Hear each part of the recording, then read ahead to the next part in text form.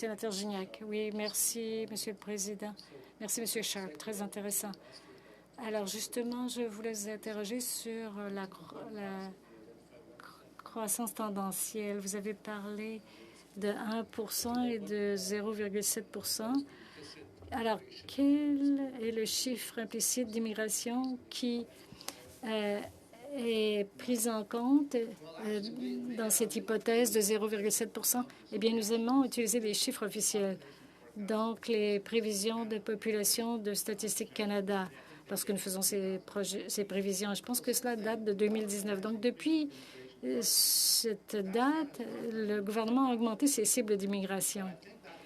Mais je pense que cela augmenterait donc la croissance de la population entre 0,2 et 0,3 %.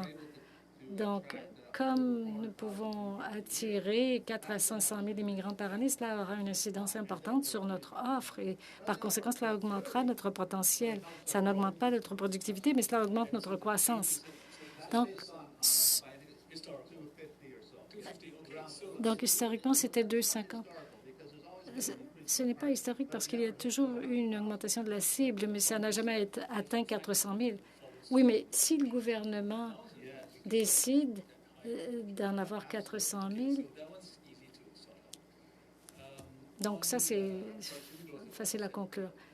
Donc, pour ce qui est du chiffre de 1 %, vous êtes un peu pessimiste. Vous semblez vouloir dire que nous sommes à une frontière technologique et qu'il n'y a pas beaucoup de capacité. Non, non, non, pas du tout.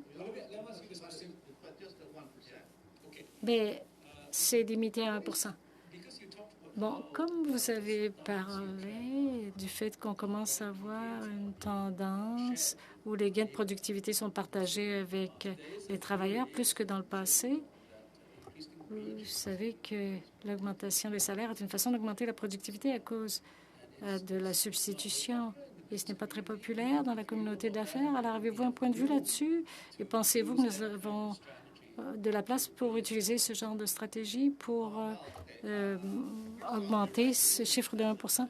Bien, vous avez raison. Il y a une incitation si les coûts de la main-d'œuvre augmentent. Les employeurs ont une incitation pour remplacer la machinerie par des travailleurs. Ça se produit constamment parce qu'on voit que le taux... Enfin, les employeurs ajoutent constamment de la machinerie à un taux plus rapide que le nombre de travailleurs. Alors, je ne sais pas si c'est la politique la plus efficace pour augmenter la productivité. On ne veut pas tout à coup augmenter les salaires de 4 % et s'attendre à ce que la productivité augmente de la même façon. Ça pourrait plutôt causer des pertes d'emplois. Mais bon, il faudrait plutôt que le gouvernement dise, bon, on va augmenter les salaires pour tout le monde, pour avoir des gains de productivité. En fait, on voudrait que ce soit quelque chose qui arrive naturellement. Et c'est quelque chose de positif dans une économie forte, c'est-à-dire qu'il y a une croissance salariale, il y a davantage d'incitatifs. Mais bon, une mise à jour, une mise en garde, si on parle de productivité, ça c'est une chose, mais il y a d'autres façons de mesurer la productivité.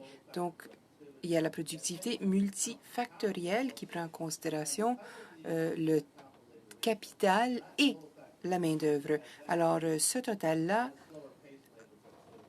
grandit plus rapidement. Donc, la croissance a été de moins de 1 %, a plutôt été de 0,5 % au cours des 20 dernières années. Alors, ce sont deux différentes façons de mesurer la productivité. Mais bon, les salaires plus élevés, oui, a des effets positifs sur la productivité, mais la technologie a beaucoup plus de répercussions positives sur la productivité. Et vous pensez que le marché gère les choses naturellement? Oui, oui, oui. Je ne pense pas qu'on a besoin de politique gouvernementale d'augmenter les salaires. Non, moi, je parle de politique gouvernementale pour investir davantage dans la technologie, par exemple. En fait, ça peut venir du gouvernement ou du marché. Le marché veut innover. Il y a beaucoup d'initiatives pour que le marché adopte les techniques les plus novatrices.